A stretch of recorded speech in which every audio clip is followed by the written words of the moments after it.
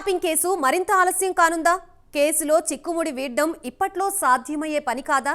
కేసులో కీలక నిందితుడు ప్రధాన సూత్రధారి అయిన ప్రభాకర్ రావుని భారత్కు రప్పించడం ఇప్పట్లో సాధ్యం కాదా అంటే అవుననే సమాధానాలు వస్తున్నాయి.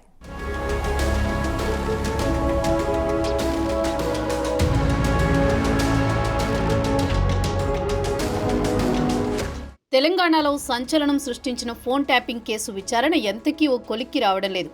కేసు విచారణ ఒక అడుగు ముందుకు 10 అడుగుల వెనక్కి అన్న చందంగా సాగుతోంది. ఫోన్ ట్యాపింగ్ కేసులో కీలక సూత్రధారులు పాత్రధారులంతా తప్పించుకుని విదేశాల్లోనే చక్కర్లు కొడుతుండటంతో విచారణ ఏమాత్రం ముందుకు సాగడం లేదు. కేసులో ఏవన్గా ఉన్న కీలక నిందితుడు ఎస్ఐబి మాజీ చీఫ్ ప్రభాకర్ చిక్కడు దొరకడు అన్న చందంగా విదేశాల్లోనే ఉంటూ తప్పించుకుని తిరుగుతున్నాడు. దీంతో కేసు విచారణ మరింత ఆలస్యమవుతోంది. ఫోన్ ట్యాపింగ్ కేసు విచారణ ముందుకు సాగాలంటే, కేసు గుట్టు వీడాలంటే కీలక నిందితుడిగా ఉన్న ప్రభాకర్ రావే కీలకం. ప్రధాన సూత్రధారి అయిన ఆయన ప్రభాకర్ రావు చిక్కకపోవడంతో కేసు చిక్కుముడి వీడడం లేదు. ఇదే విషయాన్ని డీజీపీ జితేందర్ స్పష్టం చేశారు. కేసులో ఇతర దర్యాప్తు సంస్థల సహకారం అవసరం కావడంతో కేసు విచారణ ప్రక్రియలో కొంత జాప్యం నెలకొందని డీజీపీ స్పష్టం చేశారు. విచారణను వేగవంతం చేసే దిశగా ఈ కేసులో విదేశాల్లో ఉన్న నిందితులను రప్పించేందుకు సీబీఐకి లేఖ రాశామన్నారు. అమెరికా నుంచి ఇండియాకు వారిని రప్పించాలంటే ఇంటర్నేషనల్ ప్రాసెస్ జరుగుతోందని, ఇప్పటికే ఇంటర్పోల్ సహాయం తీసుకుంటున్నామని డీజీపీ వెల్లడించారు. రాజకీయ నాయకులకు నోటీసులు అవసరం మేరకే జారీ అవుతాయని ఇప్పటికే కొందరిని విచారించామన్నారు.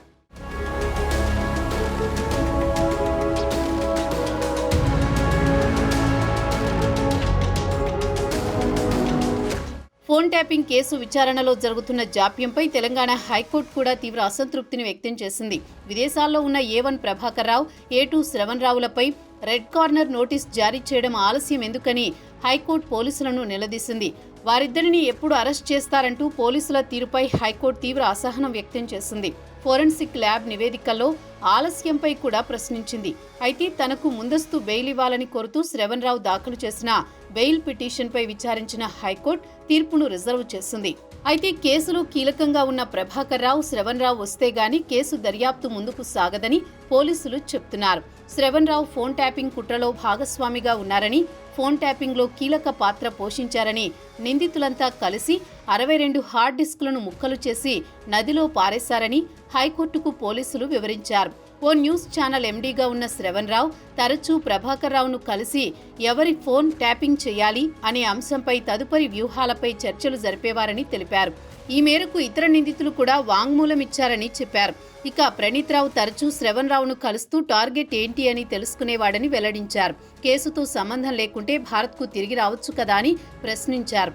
వాదోపవాదాలను నమోదు చేసుకున్న ధర్మాసనం తీర్పును రిజర్వ్ చేసింది.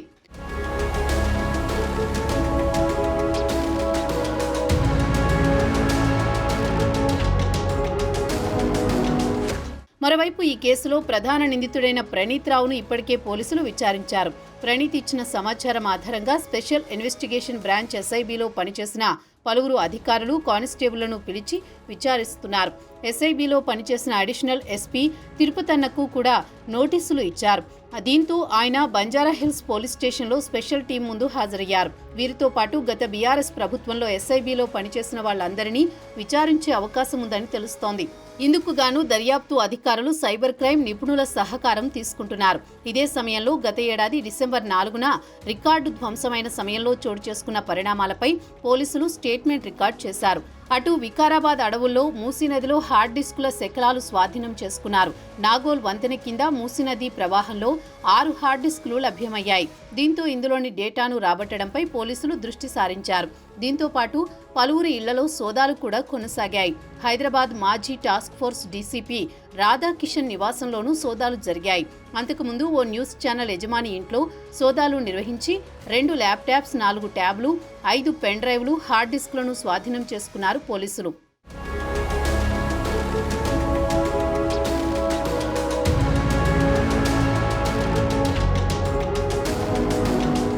ఫోన్ ట్యాపింగ్ వ్యవహారాన్ని కాంగ్రెస్ ప్రభుత్వం చాలా సీరియస్గా తీసుకుంది.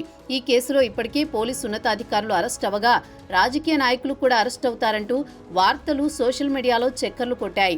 కేసు విచారణలో భాగంగా ఇప్పటికే మాజీ ఎమ్మెల్యే చిరుమర్తి లింగయ్యను పోలీసులు విచారించారు. చిరుమర్తిని పోలీసులు ప్రశ్నించడంతో ఇప్పటి వరకు అధికారులు ఇక నుంచి రాజకీయ నేతల వరుస వచ్చిందనే ప్రచారం అప్పట్లో జోరుగా జరిగింది. చిరుమర్తి తర్వాత నెక్స్ట్ ఎవరికి నోటీసులు జారీ చేస్తారు, ఎవరెవరికి కేసులో ప్రమేయం ఉందనే ఆసక్తి ప్రజల్లో నెలకొంది.